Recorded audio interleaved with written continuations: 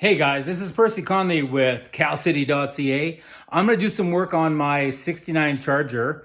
I actually have an NBM power disc brake conversion kit, and it's heating up from the exhaust manifold. So I'm just going to turn the camera around. As you can see, it's got the Corvette Master and the Hemi style brake booster. Problem is when you run the big block with the aftermarket, or not the aftermarket, the high performance exhaust manifolds, they are really close to the brake lines. I just put some DEI shielding on there. It still actually gets everything pretty hot. So I'm gonna fab up a shield that bolts into the exhaust manifold just to kind of shield off the hot exhaust. So I'm gonna make one out of cardboard, and then I'm gonna transfer it over to some aluminum sheet. Okay guys, so this is what I came up with. Just basically a flat piece of cardboard I got out of my wife's hobby room, and just kind of fabbed up the shield. I don't know how tight I should make it at the back. I might trim that back a little bit at the back here. Just so I can have a nice straight bend in it this way. I think that's gonna be pretty close. I think I might just fab it up anyway. And then if I have to trim it back a little bit just at that corner, I can make it a bit more of a, maybe cut a V in it and then have it bend down a little bit this way. And then so I just transferred my cardboard template over onto some just sheet aluminum I got at Home Depot. It's pretty thin stuff. I thought that would be easier to work with, to cut and all of that. And it's just a heat shield. So I cut this piece with the snips and it looks pretty rough. I mean, I'll be sanding it and kind of filing it to smooth that edge off. So I ended up just cutting it with the jigsaw. It actually gave a pretty nice cut, although the jigsaw runners kind of catch on it a bit. So I just did that. I'm gonna just bend this now over the edge of my little table here just to get kind of the bend that I need. And then I'm gonna probably round off the corners by just using a socket and drawing a kind of a corner. Something like that. I'll just draw it and then trim it off with the tin snips.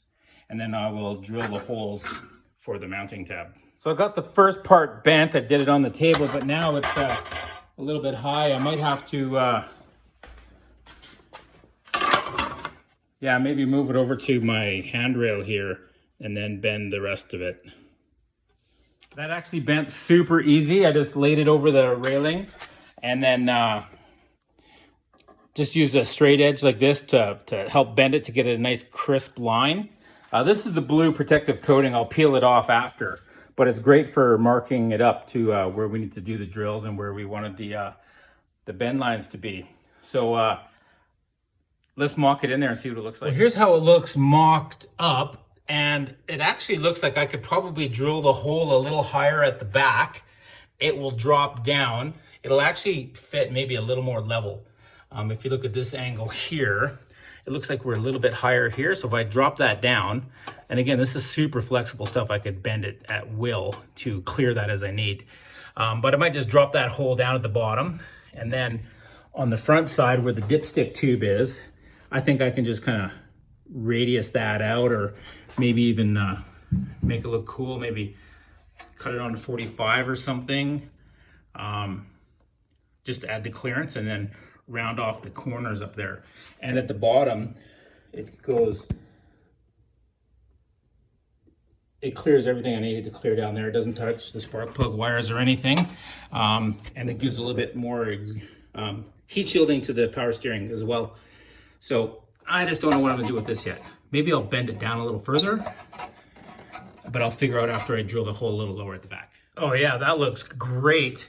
I might just bend it down just a little bit more here just to clear that, and maybe not cut it out at all.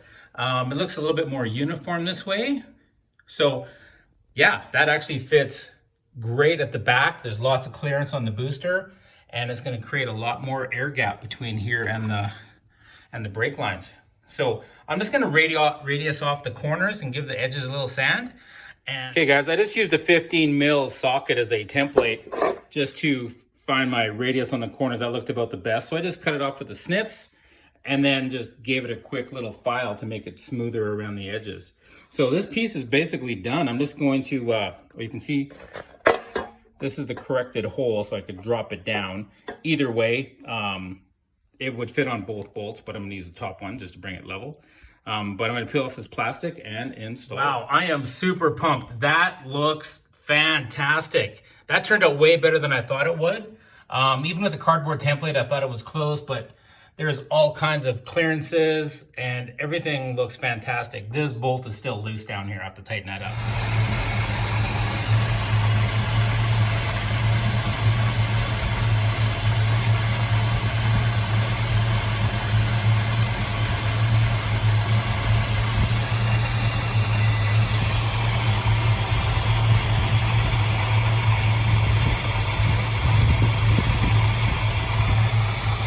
Anyway, this is Percy Conley with calcity.ca. Thanks for checking out my websites. I appreciate it. And please like, subscribe, and follow if you can on this. I'm just starting my channel out and I'm super random. I'm posting all kinds of stuff. Brake jobs, tie rod ends, sway bar end links. And on my hot rods, you know, a little bit of fabrication. So again, thanks a lot, you guys.